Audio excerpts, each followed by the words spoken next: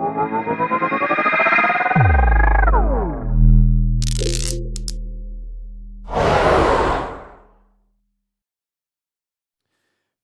and we are back. We're winding down, but we're still going. Up next, he's a managing associate of Grissom International, a UK and Ukrainian lawyer, and a U.S. securities consultant with experience working in top law firms in both California and London. Please welcome our next guest, Cal Evans. Cal, the stage is all yours. Well, hey, good morning, guys, from a very sunny California today. Chris, thank you so much for that introduction. It is great to be back here at BlockDown. It's great to see so many returning speakers, so many great new companies utilizing the platform and the event to speak about their project. What an exciting time in the market we're having right now. Some really cool, some really good buzz. For those of you that follow me on social media, I've got my screens open right next to me now, watching what's happening in the market. And it's really exciting to see everything. So what I want to do, and what I think has been fueling this massive surge in market confidence, or certainly one of the things that's been fueling this massive surge in market confidence, is the IDO trend.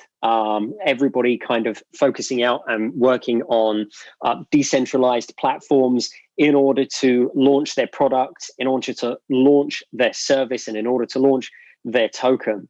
For those of us that have been in the industry for a while, we know that DeFi is not really an old thing.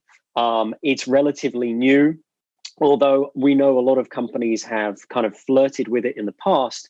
What we're really seeing now is a massive trend for companies that are using decentralized platforms. And there's a big thing that I always like to flag up there. Some people talk about decentralized exchanges. I always prefer to refer to them as decentralized platforms. For me, calling something an exchange usually gives a connotation that something's centralized. It's just something I do personally. So what I really want to talk about with you guys is undertaking IDOs and how IDOs look in this current market space, and maybe give you guys a few waypoints that you can manage and you can deal with when you're looking at dealing with a decentralized platform. Now, an IDO at its heart, for those of you that aren't familiar, although I expect a lot of our viewers are, is effectively undertaking a token raise using a decentralized platform. This is really a natural step in the kind of raise evolution that we have seen a lot of. I go back to the ICO, the TGE, the airdrop, the IEO, and now we've kind of run our course into the IDO. And what that really means is that for the first time, groups, companies, startups have an opportunity to put their token into the market at a fraction of the cost with a fraction of the ease. Now, I'm not here to really talk about IDOs themselves. I think they're fantastic. I think they're a great way. And I think there are some amazing companies in the decentralized space operating right now. I think you can find some fantastic companies. It's ironic that actually, for me, the credibility that we see from these decentralized companies is actually higher than what we used to see probably 2 years ago from centralized companies trying to do a very similar thing. So with all that being said, look, what should you really be watching out for from a legal point of view? And what should you really kind of take care of in a regulatory field? Well, look, my first starting point is this. IDOs are very unique. They're very unique because they create at their heart, really legally, a conflict of interest. And let me pause when I say that. It doesn't mean that anybody's doing anything wrong. What it means is that two different parties have two different competing opportunities here. The decentralized platform is really trying to bring new items to it, tokens. In doing that, what it's doing is improving its base, improving its service level, and improving its market. It's really where it wants to be. Users of that decentralized platform want new things to come to it, new opportunities, new kind of reasons to stick around. Then companies that participate, list, run some kind of IDO on a decentralized platform are kind of saying, look, actually, we want to use your services. That all works great, those three parties, but in a legal sense, you almost have this competing edge, right?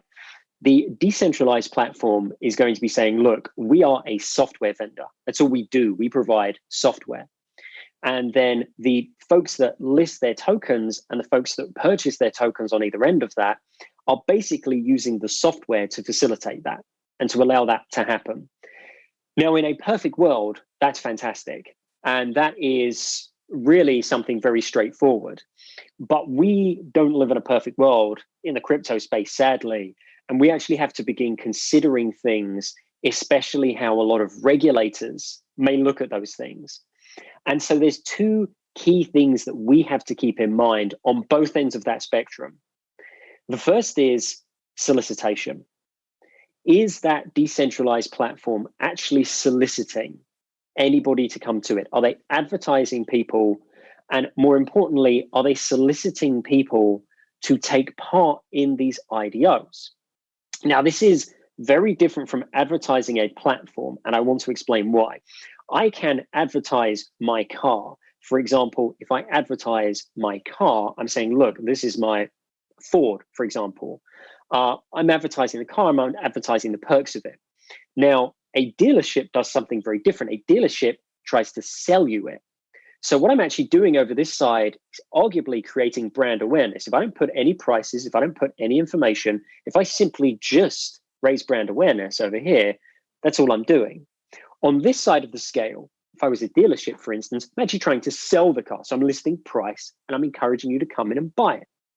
So one of the things I always talk about with decentralized platforms and with people that are looking to use them is to make sure that we don't have this solicitation piece. This solicitation piece is a very fine tightrope, and it does require very tight control of a marketing team. But ultimately, what it does is it makes sure that there's a good level of control and that effectively the decentralized platform isn't saying, you guys need to come here and buy this. A lot of decentralized exchanges, a lot of decentralized platforms, manage that by allowing the users just to do everything. The token listing companies, the token projects, the users, they advertise and they communicate directly. But occasionally I do see a decentralized platform that will run a marketing campaign. And I do always, to a certain degree, advise against that. Remember, we're dealing with product and actually selling something on both sides of the spectrum. The other piece of this as well is the reward concept. Now, the reward concept is probably the most important piece of this entire scenario. Token launch platforms, IDOs, are not a new thing.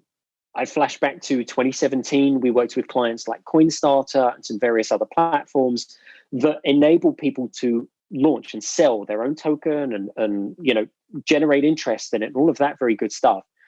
And unfortunately, we look at regulators like the SEC and the same over in Singapore as well, and they began really tightening up on these decentralized platforms. The reason for that was that they were taking a profit, and taking a profit in what's sold on a decentralized platform is probably the most riskiest element of the entire process. And let me explain it to you in this context. If I go out and I sell you 100 bicycles, and those 100 bicycles are being sold by somebody else, if I sell them and I take a profit, in a typical sense, I'm nothing more than an agent. I'm an agent, I've sold it on behalf of somebody else, I've made a profit, that's fantastic. But unfortunately, securities, commodities, securities, anything of any real intrinsic value, under most jurisdictions around most of the world, really has its own different law category. So people slip into this very easy methodology of, well, I'm just selling something, and if I take a profit, then I'm just an agent. And unfortunately, it doesn't work like that. Because most of the world looks at tokens as either some kind of security or some kind of quasi-security, that presents the biggest risk. Now, I myself, avid believer in a lot of tokens are not securities. They don't come anywhere close. But unfortunately, regulators don't think like we do. No matter how much we lobby them, no matter how much I've spoken with the European Parliament, regulators in the US and various other places, they refuse to almost create this distinction at a serious level. And so we have to treat everything in a worst case scenario, like a regulator would come down, say, well, you sold a security. Worst case scenario is if one of the organizations that is selling on the platform actually has some kind of intrinsic value. By that, I mean they give a reward, they give something that's a bit closer to a security. I'm thinking more like a dividend than a reward, but you guys, I think, know what I mean. So what we effectively do is we look out for those two things. We say, look, make sure that nobody's taking a commission payment, a solid commission payment that is linked to the amount of money that is raised by a project on a platform. That's really what we're looking for here. If you avoid that, and on top of that, you also avoid the kind of, look, we're promoting it. Think of it this way. The worst case scenario you can have is we promote it and we take a percentage of the money that is raised. It's really troublesome for you to say, no, we're not a broker. We're not, we're not actually encouraging people to buy it. We're not soliciting participants. We're not taking a percentage based on that raise. Puts you in a really sticky spot. And we've seen this. I've seen this, guys, in my experience in the past, dealing with the SEC, dealing with regulators. For them, a body which sells anything that's like a security for a percentage and they solicit to do it is basically breaching securities rules. So we see how we kind of got through a very fine line there of what isn't kind of really worrisome, that we're taking a percentage and we're effectively doing something else. And we're actually soliciting investment is something that you need to be very mindful of. And this goes out to everybody. Whenever you list, whenever you work with, whenever you manage, these are all things that you have to really keep in mind. Very important steps, very small things. But ultimately, this is still a relatively new industry. So everybody is still finding their feet, much like people did with ICOs and various other things back 2-3 years ago. So don't be alarmed at this very kind of narrow tightrope that we walk.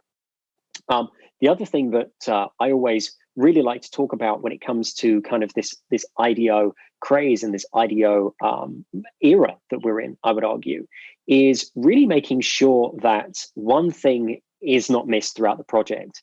And I talk to a lot of clients about this almost on a daily basis, and that is KYC.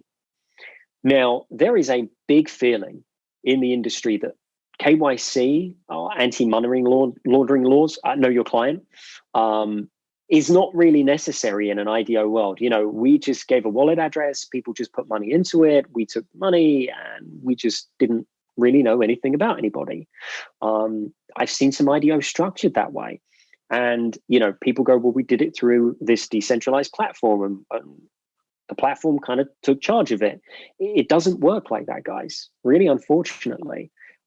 In this age, especially with new things like the EU directives and with bodies really clamping down, one of the hardest things that we have to manage is know your client rules. It's that, we didn't launder money for anybody. We didn't just collect millions of dollars and we have no idea where it came from. Because if 2 or 3 of those participants are using your project, are using your platform to launder money, that's a massive problem.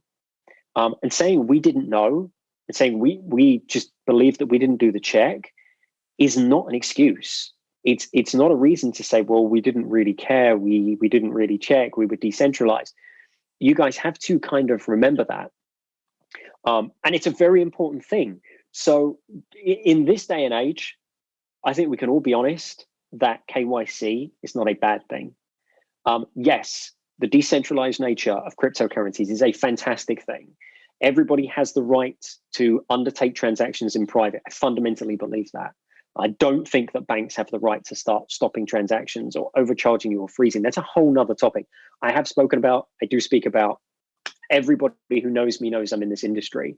But money laundering is actually a serious problem. And it comes back to a lot of things. It's not just banks checking up on people. It's not just, oh, well, this kind of unseen and invisible problem. Money laundering leads to some really nasty things. It leads to people trafficking.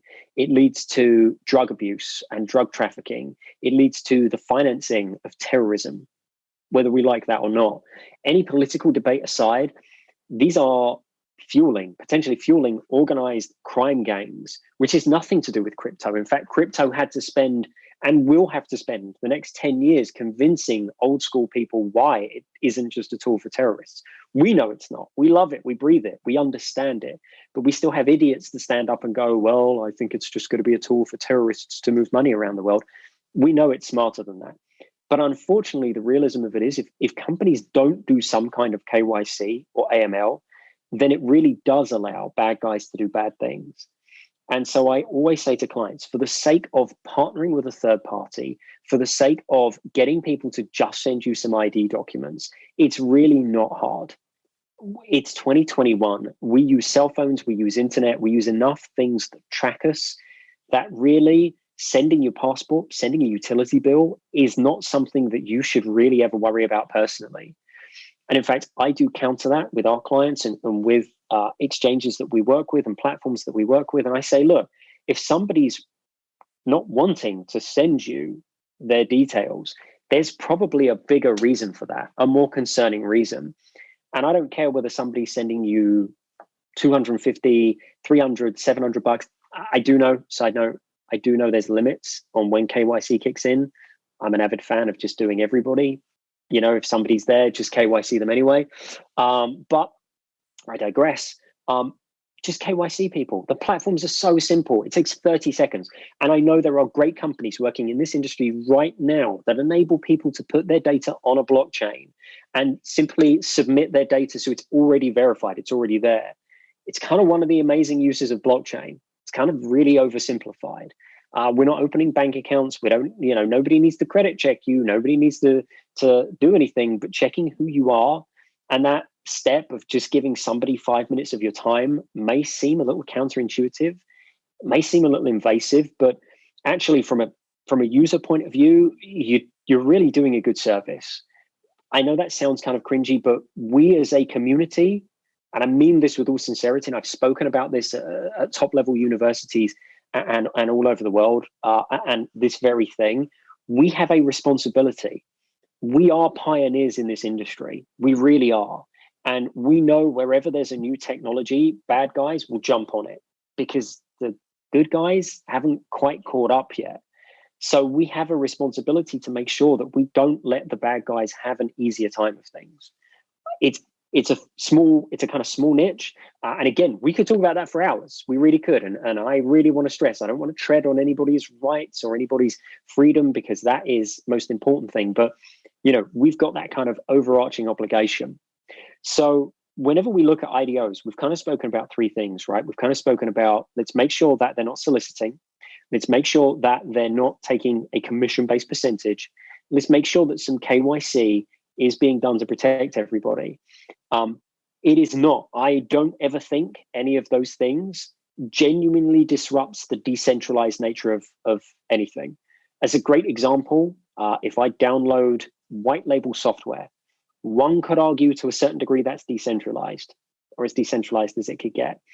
Somebody built the software, somebody put it online, it's free to download. There's a white label solution, perhaps that's the next level up, ultimate free, white label, maybe they're different levels. But ultimately, because somebody created that, because I have to sign a user agreement, I'll download it, I won't do anything bad with it. My rights aren't being infringed. There's nobody overarching, nobody looking at me, and nobody really breathing down my shoulder. So we kind of create this great ecosystem here. Finally, one of the things that I do just want to talk about is staying safe. IDOs are a great thing in this industry at the moment, but don't slip on your personal checks. We briefly just spoke about KYC. That's very much for either the platforms themselves or the parties that are kind of using those platforms to sell or list or distribute their tokens. One of the things that I please just want you to be mindful of as a user is don't let it slip. always do some basic due diligence before you start handing over anything. Any tokens, sign up to anything, check the company exists, check the users exist, check the platform's legit. Real simple stuff. And guys, I'll be honest with you here. Most lawyers will give you an hour and will do that for you. Sometimes if you're looking at putting a serious amount of money into something, it's better to give a lawyer an hour and have them check. Most lawyers are trained in due diligence. They'll know how to check if a company's real. They'll know how to check if something's there. I get it. Decentralized companies may not list information. Perhaps that's something we should have spoken about. But actually, I would always argue, look, you need to know every company. You need to know who you're giving money to, who you're working with, who you're contracting with. Kind of law 101, right? Making sure that you're protected. Do basic due diligence. Everybody should stack up. Even in a purely decentralized world, decentralized doesn't mean secretive. There's a massive line and difference in that. You can be open and be decentralized. You don't have to be secretive and be decentralized. It doesn't work like that. People are missing the point where they think that you can be in front of everybody and still be decentralized. That's totally cool. Guys, it's been a pleasure speaking with you today. What I want to do is I just want to finish by saying very quickly that everybody should research everything on IDOs before they participate in anything, before they participate in any kind of raise, whether it's a first raise, a liquidity event, anything like that. Finally, it has been great talking to you guys as always. Just remember, I'm a lawyer. Little disclaimer, I'm not your lawyer. So anything I've spoken about here hasn't been any legal advice. It's a great fireside chat and just some waypoints that I hope will keep you guys safe. Hope give the companies that are in this industry some good steer, good kind of things that they should watch out for, whichever lawyer they're using. And I hope that everybody in this industry at the moment is kind of keeping safe. COVID's still running around the world, and I'm looking forward to being back in front of you guys. I said this last time, I'll say it again, face to face whenever we kind of go live again. And it's been a pleasure being here. So thank you to the team at EAK. Thank you for the team at BlockDown. Thank you guys for tuning in and joining me with this chat.